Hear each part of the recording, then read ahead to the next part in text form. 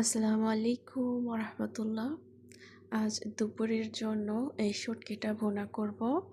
তো আমি একসাথে সব কিছু রেডি করে নিয়েছি। এই শুটকি ভুনাটা আমার কাছে বেশ ভালো লাগে। আর সকালের জন্য করা হয়েছিল পরোটা আর বেগুন আলু একসাথে ভাজি।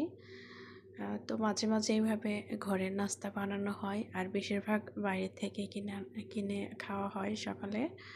তো মাঝে মাঝে এইভাবে বানাই আর কি, লাল আটার পরোটা আর বেগুন আলুর ভাজি।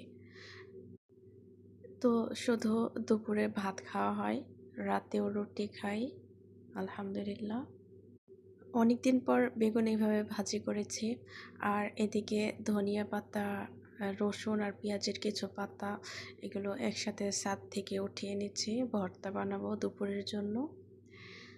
তো ধনিয়া পাতা ভর্তা আমার কাছে বেশ ভালো লাগে। আর এদিকে মাংস রান্না করছি, কারণ আজ শুক্রবারে তো ভালো মন্দ না খেলে হয় না। তো আজ আমার পছন্দের রেসিপিগুলোই রান্না করা হচ্ছে আলহামদুলিল্লাহ। এই রেসিপিগুলো আপনাদের কাছে কেমন লাগলো অবশ্যই কমেন্ট করে জানাবেন। Bye bye.